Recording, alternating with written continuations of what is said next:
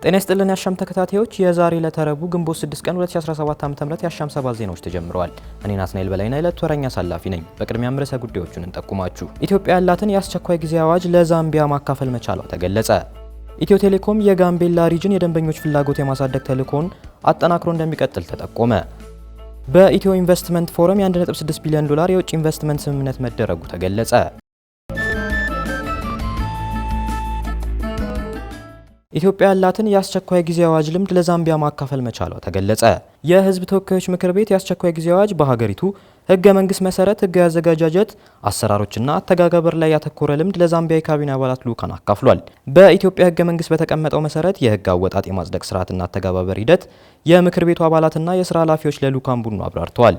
የአስቸኳይ ጊዜ አዋጅ በአንድ ሀገር ላይ በመደበኛ የሕግ ማስከበር ሂደት ማስከበር በማይቻልባቸው በተፈጥሮና ሰው ሰራሽ አደጋዎች፣ ጦርነት፣ ወረርሽኝና መሰል ጉዳዮች ሲከሰቱ የሚተገበር መሆኑን የህግና ፍትህ ጉዳዮች ቋሚ ኮሚቴ ምክትል ሰብሳቢ የተከበሩ አቶ ኢሳቦሩ ገልጸዋል።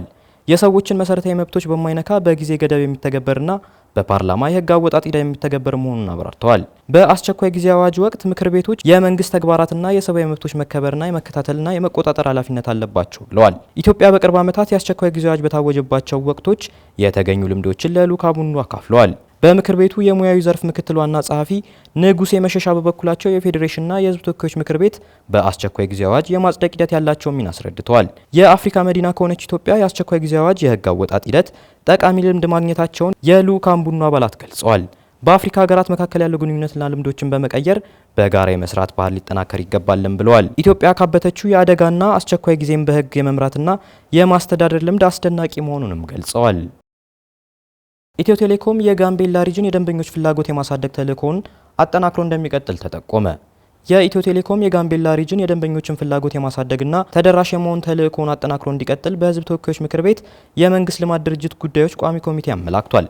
ቋሚ ኮሚቴው በጋምቤላ ክልል ተገኝቶ የኢትዮ ቴሌኮም ጋምቤላ ሪጅንን የስራ እንቅስቃሴ ተመላክቷል። የተቋሙ የሰው ኃይል አደረጃጀትና ስምሪት ምቹ የስራ አካባቢ ከመፍጠር፣ የክልሉን ኔትወርክ ከመምራት፣ የቴሌብር ግብይት ስርዓት፣ የፕሮጀክቶች አፈጻጸምና ማህበራዊ ኃላፊነት መወጣት የሚሉትን በመስክ ምልከታው ትኩረት የተደረገባቸው ነጥቦች ናቸው።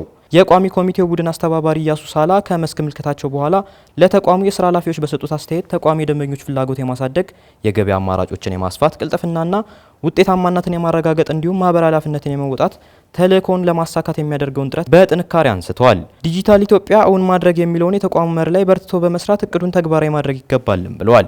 የኢትዮ ቴሌኮም ጋምቤላ ሪጅናል ኦፕሬሽን ዳይሬክተር አወል አብደላ በበኩላቸው ከቴክኖሎጂ ተጠቃሚነት አንጻር የሰው ኃይል እየቀነሰ በመሄዱ በጥቂት የሰው ኃይል በርካታ ደንበኞችን በማስተናገድ አገልግሎት እየሰጡ መሆናቸውን አስረድተዋል። አወል አያይዘውም ቴክኖሎጂን በመጠቀም የሰው ኃይልን በመቀነስ ትርፋማና ውጤታማ ስራ መሰራቱን ተናግረዋል።